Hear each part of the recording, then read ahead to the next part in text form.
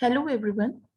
In this video, I'm going to discuss about the different forms of poetry, which is very much important for your graduation and PG examination and also for your competitive examination. So let's begin.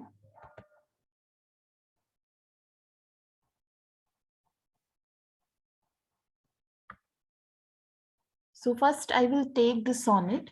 The sonnet is a form of poetry. The term comes from the Italian word sonetto, which means a little song or a little sound. Traditionally, the sonnet is a 14-line poem written in iambic pentameter with a very particular rhyme scheme and thematic structure. As a poetic form, the sonnet was developed by an early 13th century Italian poet, Giacomo da Lentini.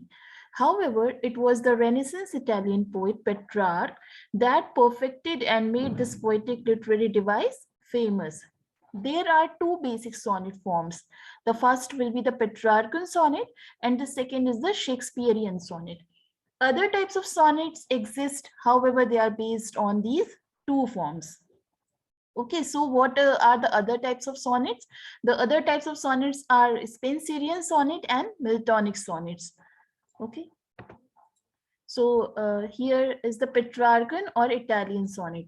The Petrarchan sonnet is named after the 14th century Italian poet Francesco Petrarch, often referred to as the father of humanism. The Petrarchan sonnet contains 14 lines divided into two stanzas. The first stanza will be octave, which is of 8 lines, and the second stanza will be the sestet, which is of 6 lines. The rhyme scheme of the octave is ABBA, ABBA, and the rhyme scheme of the sestet is CDE, CDE, or CDC, CDC. So on this twofold division of the Italian sonnet, Charles Gelli notes, the octave bears the burden, a doubt, a problem, a reflection, a query, an historical statement, a cry of indignation or desire, a vision of the ideal. The sestet eases the load, resolves the problem or doubt, answers the query, solaces the yearning, realizes the vision. The octave presents a question or argument or observation. The direction of the poem generally shifts in the line 8 or 9.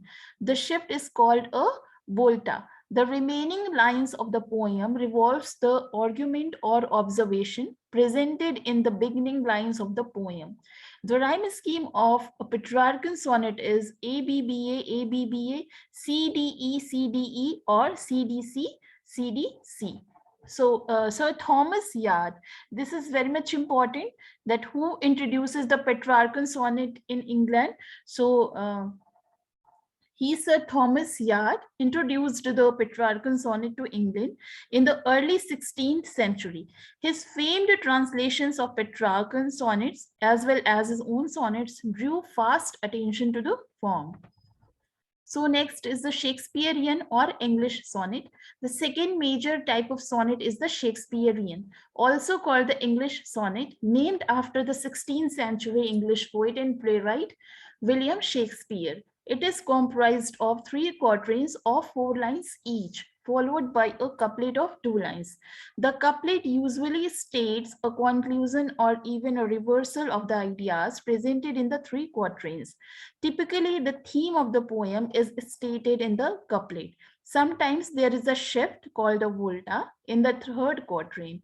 The rhyme scheme is AB, AB, CD, CD, EF, EF, and GG.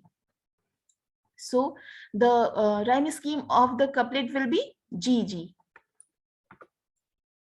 The next form of poetry is the elegy.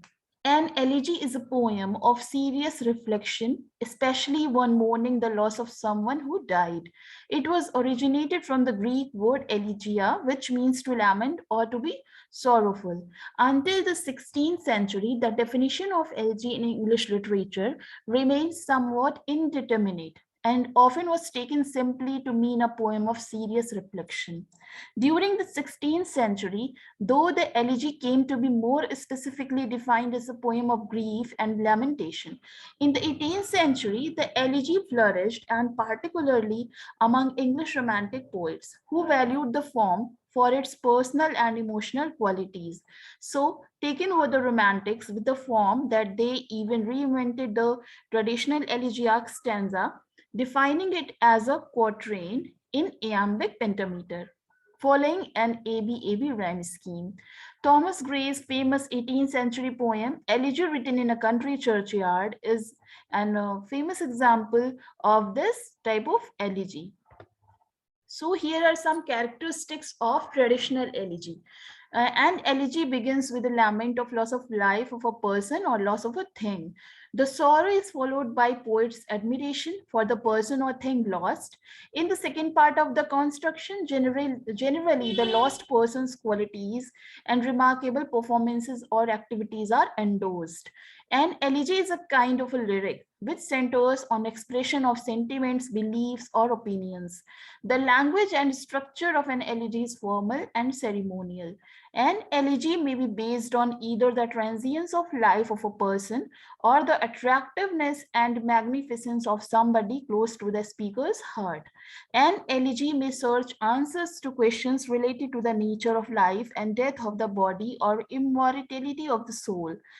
Sometimes an elegy also expresses the speaker's resentment or rage about a loss or demise. The last or the third stage of the elegy is about its consolidation. This element may be more religious. So here are some types of elegy. Elegy is of three types: personal, impersonal, and pastoral elegy. So in personal elegy, the poet laments the death of some close friend or relative. Whereas in impersonal elegy, the poet grieves over human destiny or over some aspect of contemporary life and literature. So here is the very important type of elegy is the pastoral elegy. It's a special kind of elegy, and the word pastoral comes from the Greek word pastor, which means to graze. Hence, pastoral elegy is an elegy in which the poet represents himself as a shepherd, mourning the death of a fellow shepherd. The form arose among the ancient Greeks, and Theocritus, Bias, and Moses were its most noted practitioners. In ancient Rome, it was used by the Latin poet Virgil.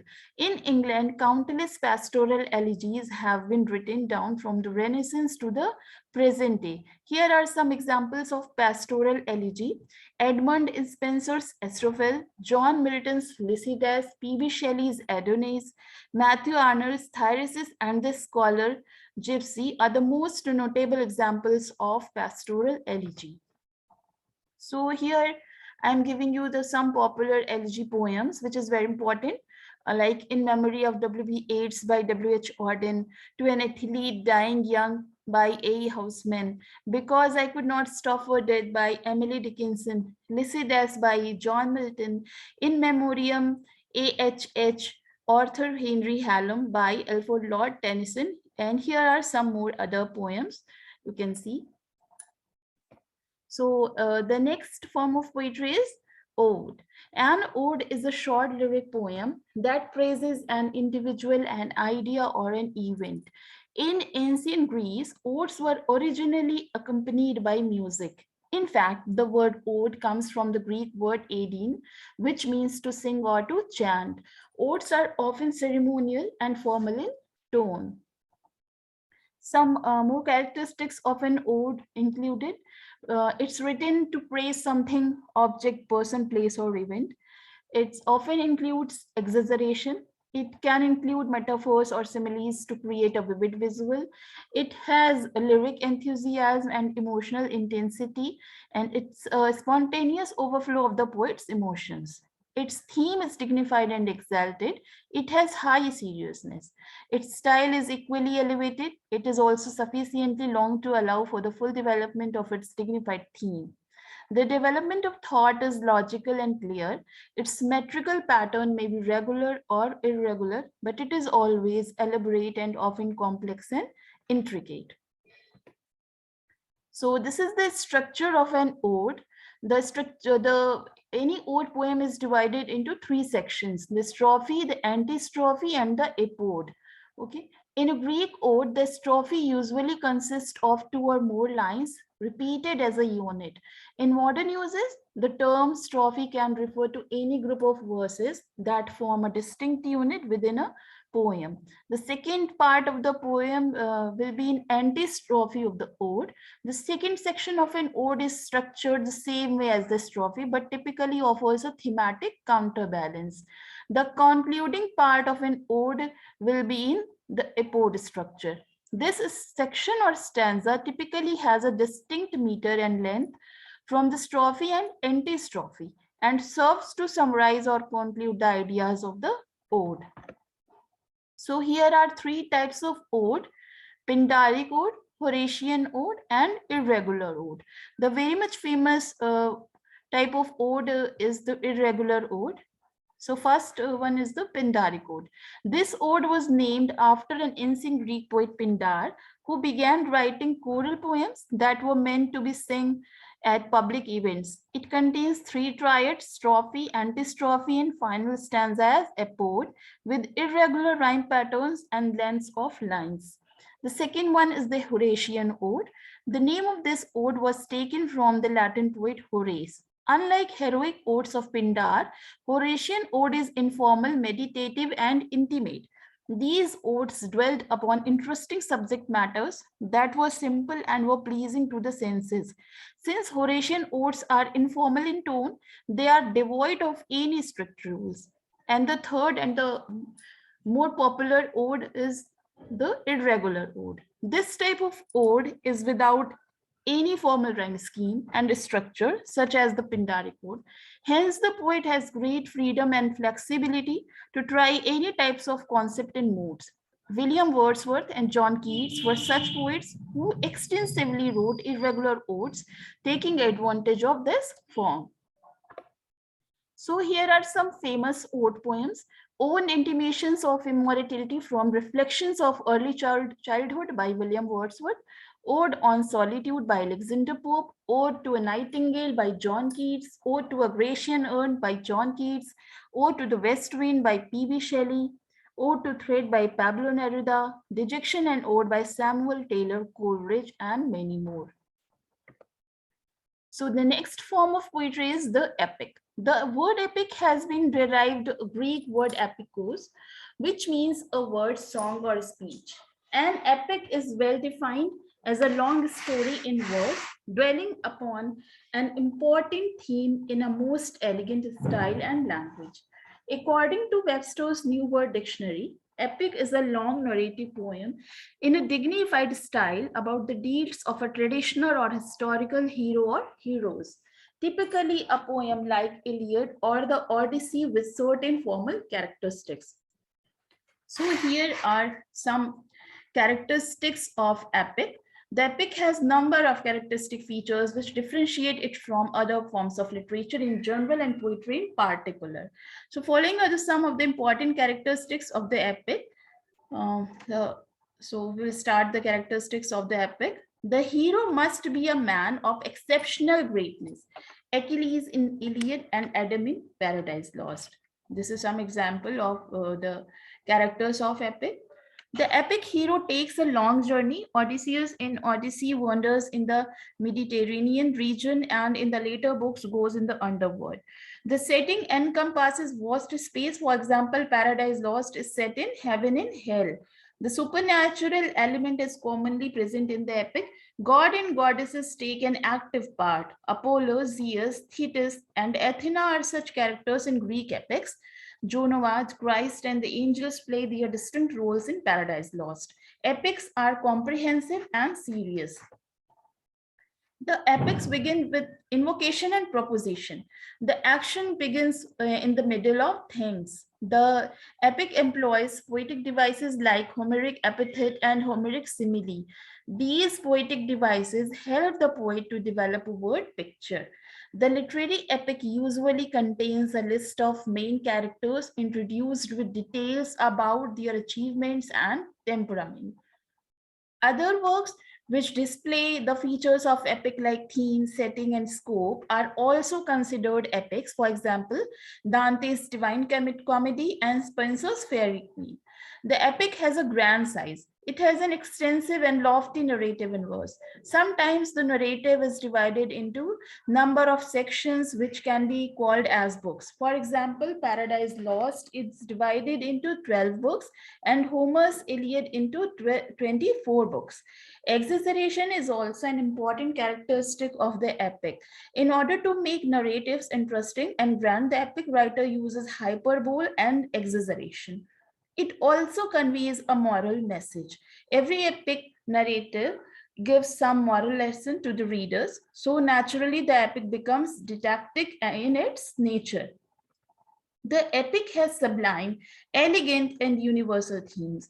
So it deals with the entire humanity having universal appeal.